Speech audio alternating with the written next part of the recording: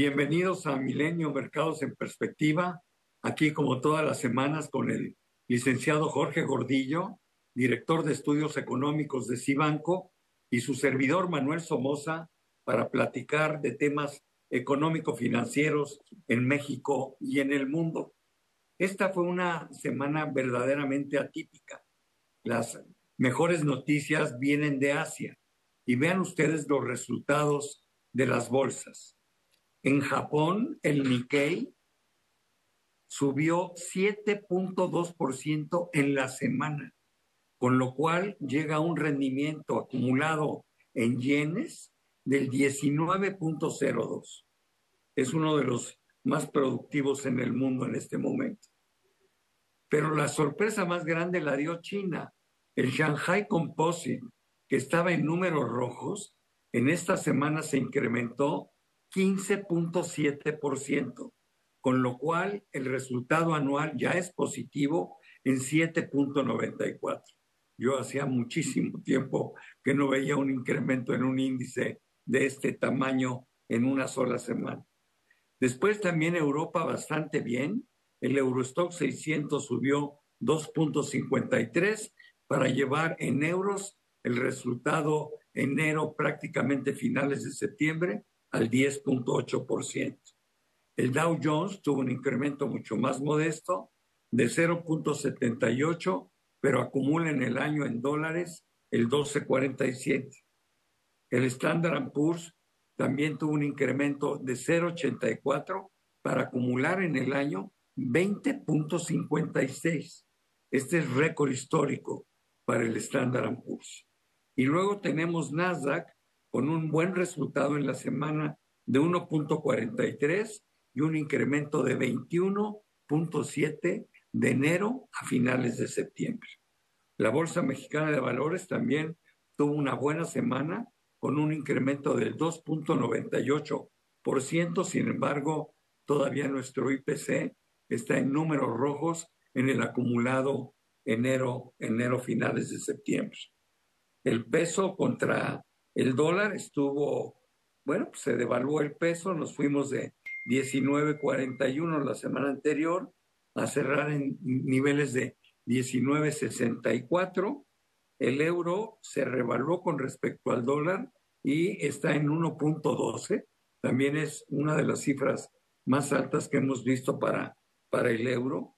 El petróleo cayó en 6.35% y se ubica actualmente en $67 el precio del WTI, del barril de petróleo WTI. También las buenas noticias económicas en Estados Unidos han hecho que se mantengan los índices muy positivos en el mes de septiembre, ya borrando las pérdidas que tuvimos en la primera semana de septiembre, que fueron bastantes y fue una semana bastante mala. Pero en fin, de esto vamos a seguir platicando. Y yo le preguntaría al licenciado Gordillo, bueno, ¿qué pasó en China? ¿Qué medidas anunció el Banco Popular de China para que hayan tenido este impulso, por lo menos de entrada, en los índices bursátiles? Y también creo que se fortaleció el yuan con respecto al dólar, ¿no? Gracias, Manolo. Saludos al auditorio. Bueno, sí, efectivamente, nos sorprendió una batería de acciones por parte del Banco Central Chino, el Banco Popular. Eh, Vimos que bajó tasas de interés en, en rubros que son muy importantes o que le ha costado mucho trabajo a la economía china levantar, que está alejando. ¿Por qué? Que el problema que tiene China es que su crecimiento se está quedando corto al objetivo del gobierno, que es crecer al 5%. No, parece que no iba a llegar, y por lo menos por parte del Banco Central chino vimos que hay estímulos para apoyar al sector inmobiliario con la tasa específica. Bajaron el coeficiente de reservas obligadas para permitir a los bancos tener mayor holgura, inyecciones de capital directo a bancos estatales para que aumenten los créditos internos en China.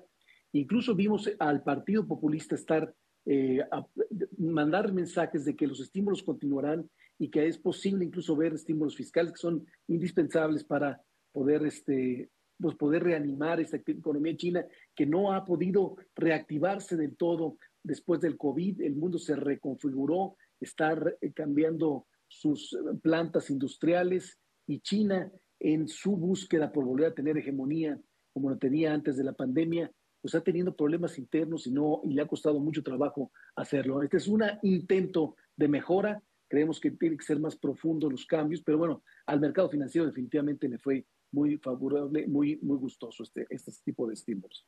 Después tenemos Estados Unidos, con datos también buenos, no tan espectaculares, sin embargo, nos marcan que es una economía que está creciendo, ¿no? Se ratifica que esa economía creció al 3% en el segundo trimestre del año, es un buen dato. También sale el dato del PCE, que es el Personal Consumption Expenditure, que mide la inflación en los bienes que gastan los norteamericanos, 2.2%, por debajo de lo estimado, lo cual ratifica esa baja que vimos de julio a agosto en la inflación, cuando bajó a niveles del 2,5% desde el 2,9%.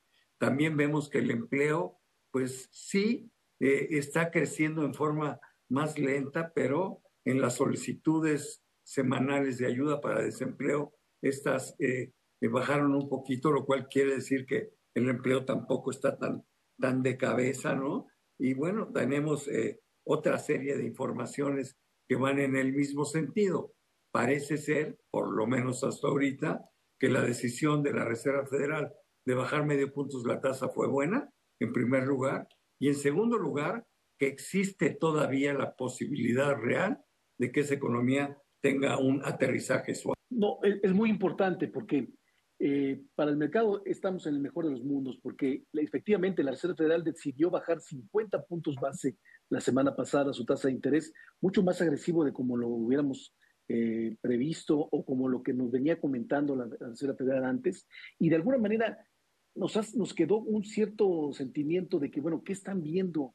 ¿Qué hay atrás de esta baja? Están viendo que hay un peligro, una preocupación real de una recesión futura, están evitando esto. Y bueno, los datos de esta semana tranquilizan y ponen al mercado en el mejor de las posiciones. La tasa está bajando, la Reserva Federal está confiada que la inflación está llegando, o sea, va camino a su meta, aunque todavía no ha llegado, y la economía todavía resiste. Sí se desacelera, pero resiste, no tiene todavía un peligro de una desaceleración abrupta. No sabemos qué va a pasar efectivamente el año que entra, pero sí nos da una mayor confianza de que y mayor probabilidad de que la economía tenga un camino o un enfriamiento suave y no abrupto como en algunas semanas nos pudimos haber temido. Para seguir con temas económicos, también me gustaría comentar sobre México. Primero, sobre el crecimiento que vemos en la economía, cómo se está debilitando nuestra economía. Y en segundo lugar, la decisión que tomó Banco de México el jueves de la semana que termina, donde bajó 25 puntos base la tasa. Tú y yo lo habíamos venido comentando, había una ventana de oportunidad para que la baja hubiera sido de medio punto y no de 0,25, pero por lo visto los riesgos que ve hacia adelante Banjico en relación a la inflación lo hicieron tomar una decisión mucho más conservadora, mucho más moderada. No, efectivamente, concuerdo contigo. El mensaje es correcto. O sea, lo que nos dice el Banco de México es que la inflación efectivamente va cediendo, que no le preocupa menos que hace unos meses, y que es suficiente para seguir o continuar su ciclo de bajas en la tasa de interés. La buena noticia, lo que nos gusta a todos escuchar, es que dice que va a seguir este proceso, que en las siguientes reuniones continuará bajando. Pero como dices, creímos que tenía la oportunidad de pegarse a la decisión de la Fed, porque ya sabíamos que iba a continuar su baja en la tasa de interés, pero decíamos, bueno, la Fed se ve más agresiva y te da la oportunidad de acomodarte a esa situación de baja, sobre todo porque por la incertidumbre que hay en el mundo y en la economía mexicana en los próximos meses, entonces que podrían complicar este ciclo de bajas en la tasa de interés. Pero bueno, este fue como más conservador, bajó 25 puntos base, eso no significa que así continúe así de conservador siempre, a lo mejor con mejores datos de inflación, a lo mejor puede ser un poco más agresivo en las siguientes reuniones, porque ahora el diferencial de tasas volvió a incrementarse, volvió a pegarse al 6%, un poquito más abajo, pero nosotros quisiéramos ver o quisiéramos escuchar que Banxico baje más fuerte que lo que haga la tasa en Estados Unidos, porque cuando subió tasas lo hizo más agresivamente y generó una serie de incentivos que distorsionó un poco al sector financiero local y quisiéramos que esto se fuera corrigiendo. Y como dices, la tasa en 2 dígitos todavía está muy, muy alta, está afectando, tiene una tasa real que no hemos visto ya por mucho tiempo y es vital dar una imagen de que la tasa de interés se va a ir normalizando pronto y darle oportunidad a la economía de salir de todos estos riesgos y preocupaciones que vemos en el horizonte cercano. Claro, tocas un punto clave. La tasa real sigue siendo muy alta en pesos y esa es la ventana de oportunidad que hay que aprovechar porque hoy tenemos una tasa real del 5,75 cuando tradicionalmente esta debería de estar en niveles del 4,5, ¿no? Pero en fin, es lo que tenemos para México.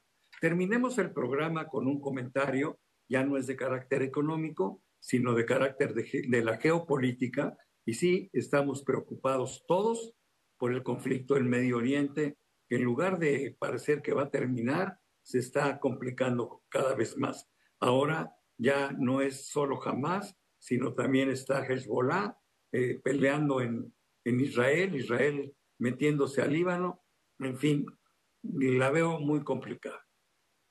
Y sobre todo el entorno, ¿no? Lo que provoca en el precio de los commodities, ya estamos saliendo esta preocupación inflacionaria, lo que provoca en el precio del petróleo, todo lo que, o sea, la tensión que incrementa en la situación que no, política que no nos favorece en este momento. Cuando buscamos certidumbre, este tipo de situación nos vuelve a poner un poco cautos en las decisiones de inversión. Y bueno, quisiéramos escuchar mejores noticias, pero efectivamente esto ha escalado y estamos todos muy atentos hacia dónde, en qué dirección se va a cometer. Jorge, se nos acabó el tiempo. Muchísimas gracias por tus comentarios, pero sobre todo gracias a todos ustedes por estar con nosotros aquí semana a semana en Milenio, Mercados en Perspectiva. Nos vemos próximamente. Gracias. Muchas gracias, que estén muy bien.